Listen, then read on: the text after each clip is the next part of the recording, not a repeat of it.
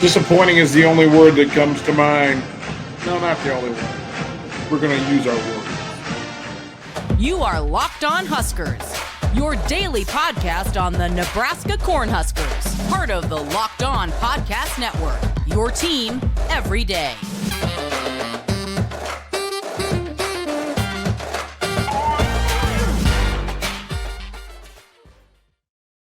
DP here, gang. Thank you for making Locked On Huskers your first watch and listen each and every single day. And again, I'll say this, thank you for making Locked On Huskers a part of your day and a part of how you consume your Huskers each and every single day. Greatly appreciated. Before we get into the nuts and bolts of the good, the bad, and the ugly, Mark Unweiler, if you would please, let them know about LinkedIn.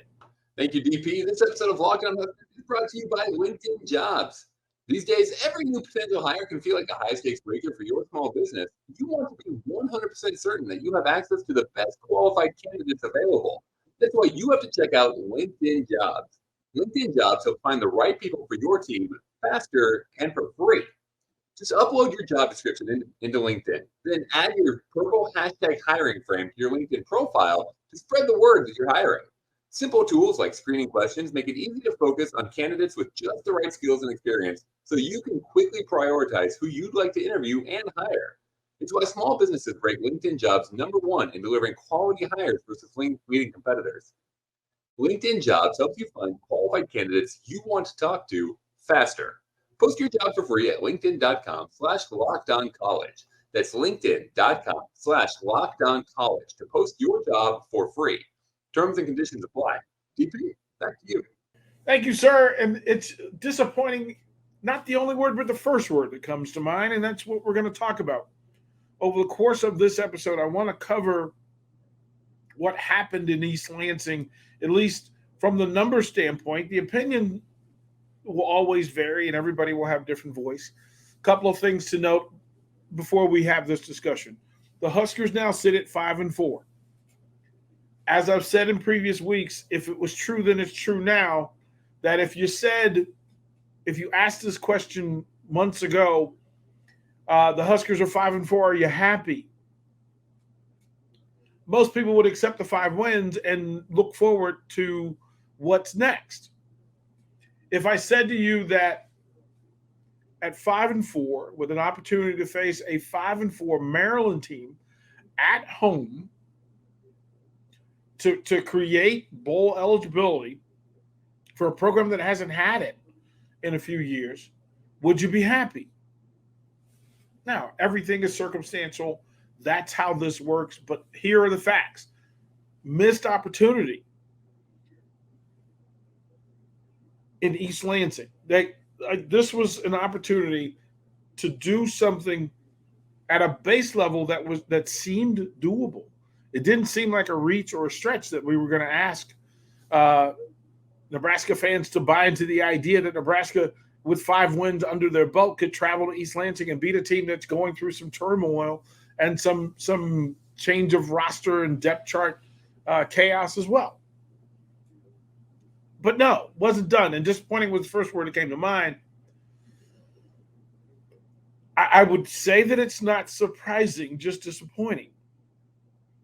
When you start using the words expectation, when you start using the words belief, when you start using the word standards, you have to remember what you're working from and what you're working with.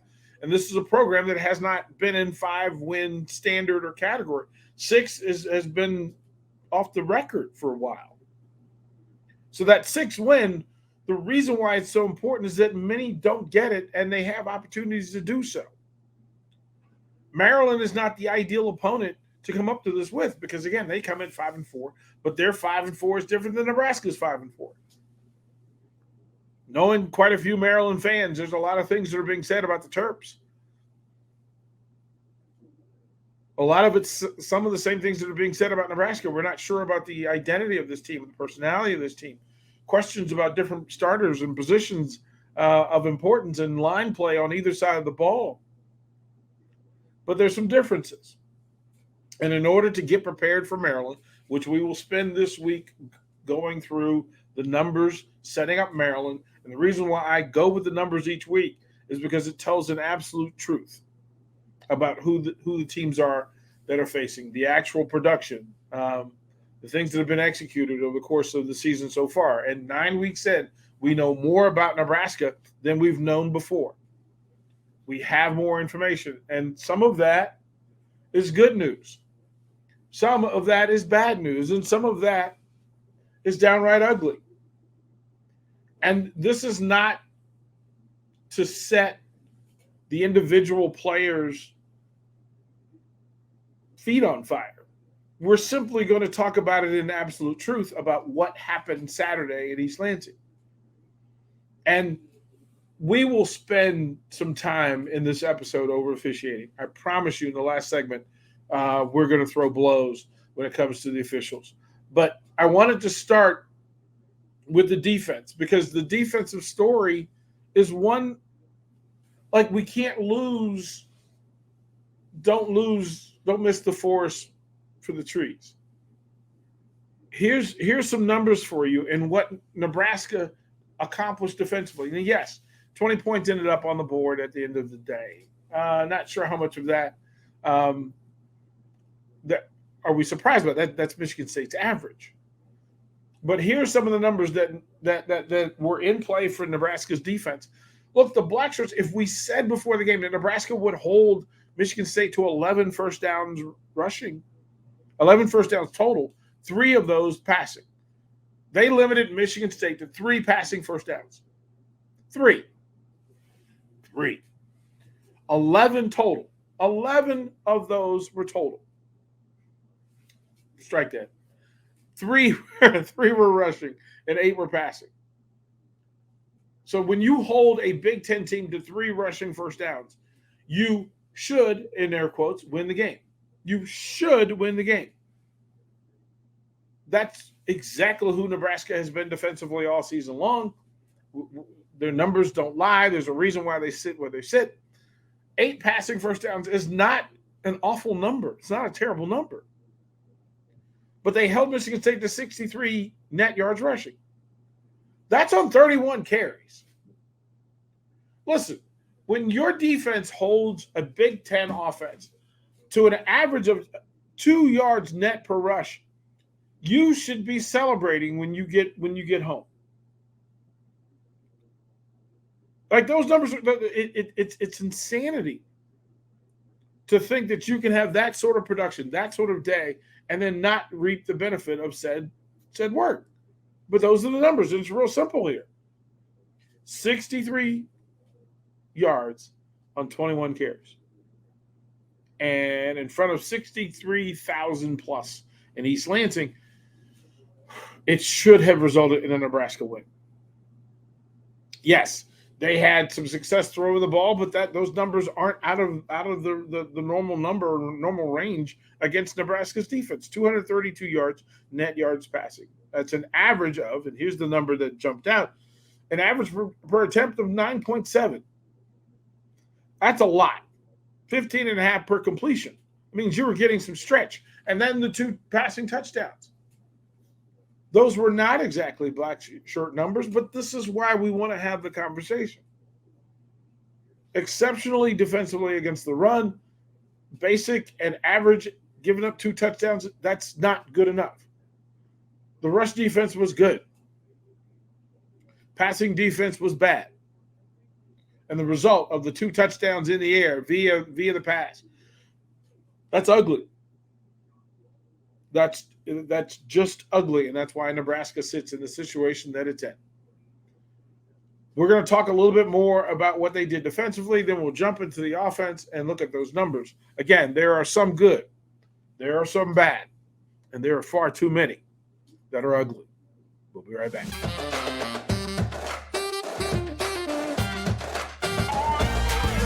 Hey, gang, DP here, Locked On Huskers. Again, we appreciate you hanging out with us and getting your Huskers content each day here on Locked On Huskers. Thank you for doing so. Greatly appreciate it. Before we get into some more of the good, the bad, and the ugly, Mark Onwell, would you let them know about Athletic Brewing? Thank you, DP. This episode of Locked On Huskers is brought to you by Athletic Brewing. Athletic Brewing Company has completely changed the non-alcoholic beer game. They make non-alcoholic beers that actually taste good. They're full of flavor. They're well-crafted, just like your favorite full-strength beers. Their brews are great tasting and award-winning, even beat out full-strength beers in global competitions. And they brew over 50 styles of craft, non-alcoholic beer, including IPAs, Goldens, Sours, all your favorite styles. They're constantly releasing limited edition experimental styles to add to their variety. And the best part? They're not alcoholic, so there's no hangover. Ever. You can find Athletic Brewing Company's non-alcoholic brews at a store near you or buy online at athleticbrewing.com. First-time customers can use the code LOCKEDON to get 15% off your first online order. That's code LOCKEDON, LOCKEDON, all one word, at checkout for 15% off at athleticbrewing.com. Near beer, exclusions and conditions apply. Athletic Brewing Company, fit for all times. DP, back to you. Thank you, sir. And as we roll through this thing, the numbers give us some idea about what happened. And again, defensively, Nebraska holding Michigan State to 11 first downs, 3 rushing, 8 passing. They also didn't help Michigan State with penalties. So there were no first downs via penalty against Nebraska's defense, which, okay, wonderful, right? That's the good news. The limited first downs, that's good. Rushing for that's exceptional. That is exceptional. 200 plus yards, 232 yards, passing too much. Michigan State outgained Nebraska offensively net yardage from 295 to 283. And Nebraska had 14 more offensive plays than Michigan State did for the same amount of production. Now, again, I preface this by the good, the bad, and the ugly. Ultimately, getting points on the board and dealing with things as you deal with it. Michigan State had 7 penalties. And listen, 7 penalties for 70 yards. Nebraska did not have a penalty Saturday, which leads us to a conversation that we will have in the final segment. I keep planting seeds because I want it said. Nebraska didn't have a penalty Saturday. But this game that we can play usually gets identified with turnovers. And Nebraska led the game in turnovers as they've led the country. And it is a problem that needs to be fixed, adjusted in whatever way. And listen, I don't have skin in the game or a dog in the fight to determine who Nebraska's quarterback is. You want whatever quarterback gives Nebraska the best opportunity to win games. And there are games when the best opportunity was Jeff Sims. There are games when the best opportunity was Heinrich Haarberg. There may be some games where the best option was Chubba Purdy. But in a situation where Casey Thompson was in the program and is now out, that Logan Smothers was in the program and is now out. If quarterback play was an issue, you had quarterbacks who had some success in the Big Ten Conference. That's what you'll live with at getting to 5 wins. You now have a quarterback that got you to 5 wins in the Big Ten Conference. You're 5-4. The numbers, as the coaching staff said, sometimes the task gets more notoriety and more focused than the work. But if the work isn't good, and that's kind of what has been said about Nebraska defensively and offensively, that, listen, the result is one thing. We know what the standard is and what the expectation is. We know what we worked on. Nebraska had 19 first downs to Michigan State's 11. They had 10 of those on the ground. 5 of those first downs are passing. Now, remember, I said that holding Michigan State to 3 rushing first downs is exceptional work. Well, Nebraska got held to 5 passing the ball. Same thing applies. That's a fantastic number in the Big Ten Conference. Nebraska rushed the ball 41 times for 154 net. That's 3.8 a rush. And listen, for an offense that was sitting on top of the Big Ten when it came to running the ball, I'm not sure you got the production that was expected. And kudos to Michigan State for doing everything they could, anything they could, to shut down Nebraska's run game. And then to simply say, we dare you, we challenge you to be able to beat us run the ball. We're going to throw more bodies at you. And Nebraska was not able. Listen, 129 yards net passing. That number hurts my brain just to ponder that a Power 5 school with access and resources put up 129 yards passing, net yards passing. That Harburg was 12 of 28 for with 2 interceptions. 12 for 28, 2 interceptions. That is 4.6 per attempt, just under 11 yards per completion. Again, Michigan State outgained Nebraska 295 to 283 with 14 fewer offensive plays. Average per play, 5.5 for Michigan State, 4 for Nebraska. Fumbles in play, that's a thing that matters. And then in the punt game, listen, in a game that's going to come down to one score and one possession, Michigan State was plus 13 yards per punt. Plus 13 yards for punts. And you multiply that by the number of punts, at 7 punts, that's listen, if you're plus that kind of yardage in the course of a game, in a game that's one possession, that's how this thing ends the way it ends. You can't give that up. Nebraska was at 28 yards net per punt for their 6 punts. Michigan State was 47.7 net for their 7 points. 3 of those Michigan State punts were left pinned Nebraska inside its own 20. Michigan State was pinned once inside their own 20. 5 of the punts for Michigan State were plus 50 yards. Listen, if 2 facets of your game is being defeated, that's how you lose football games. That's how you lose close football games. You can't be not successful throwing the ball and not getting positive yardage on special teams.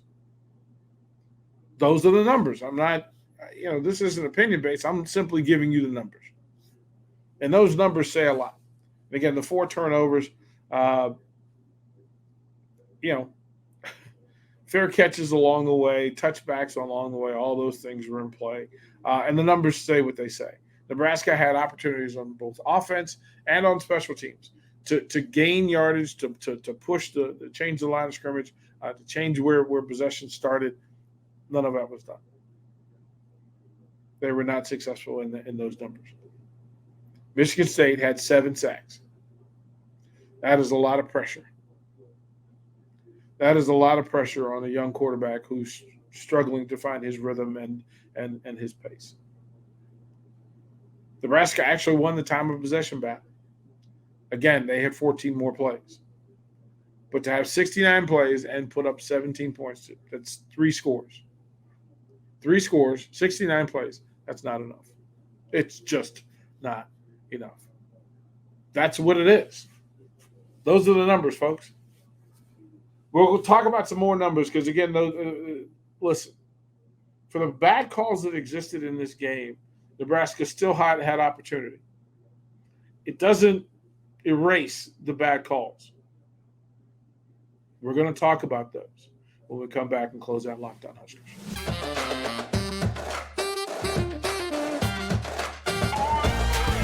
Hey, gang, GP here, Locked On Huskers. I spent some time this weekend during games and after games just going through some of the officiating. And here's the thing. I'm never one to blame officials for the outcome of games because ultimately it's up to the playmakers to make plays. It's up for each team's playmakers. You get the ball in your hand, nothing stopping you from scoring a touchdown. You as a defender, nothing stopping you from getting pressure. Pass pro, nothing stopping you from protecting your quarterback. And offensive line, nothing stopping you from making an impressive block. The game is decided by the players. But the officials of the Big Ten Conference did not have their best Saturday in East Lansing, Michigan. Yes, Nebraska had opportunities, and you want to take advantage of those opportunities. Bad flags can't be the reason why you don't get it done. As a matter of fact, there are ways for Nebraska to impact the game. hitting open receivers, not putting the ball on the turf, not throwing to guys wearing the opposite shirts. All of those are in play.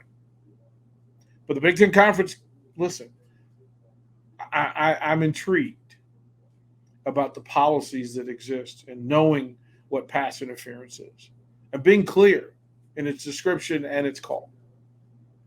Holding, reviewing of catches and scores. There should be an automatic system in place for Nebraska to be able to get and trust that officials are going to review scoring plays and then get it right.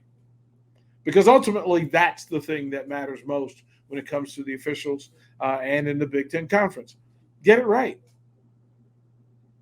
Now, I'm not sure what sort of analytics or metrics in play to have one team with 7 flags and the other team with none. So Nebraska not having penalties called against them. Listen, you could say they played the cleanest game, or that the 7 that were called against Michigan were 7 of many more. And if you're playing on a regular basis at high repetition with penalties, that there are those that were called and those were left on the field. There are times where the official left the flag in their pocket. There are too many scoring situations that aren't being reviewed. There are too many big first down plays that aren't being reviewed. Not understanding. Listen, I understand that if you're going to let them play, you're going to let them play. And in East Lansing on Saturday, for the most part, they let them play. The result was they left the door open to conversation about fairness, equity, and about knowledge of said rule book. There is a working, functional description of pass interference and holding and valid catches. Those things exist. They exist in the Big Ten Conference. As a matter of fact, the announcers, the officials working the game, they all know these rules. As a matter of fact, they communicate. But the truth of the matter is, the good is that Nebraska had no penalties. The bad, they got 7 penalties from Michigan State and couldn't turn them into points. And then the ugly was blown calls by the officials along the way. The ugly was a passing game that was not sufficient. It was not effective. It was not productive. Nebraska has a chance to take the lessons of this one and then regroup, regain, and get it together. A Terrapin team in town with purpose. They're playing for their bowl game eligibility as well. I'm not sure I would have believed you if you said second week in November, both Maryland and Nebraska are 5-4. But this is where we are. One of those teams will take a step on Saturday towards bowl eligibility and having a great season. We'll talk about it this week on who we think that'll be. Thank you for making Locked On Huskers your first watch and listen each and every day. And for those of you who do this, say it with me. Go Big Red.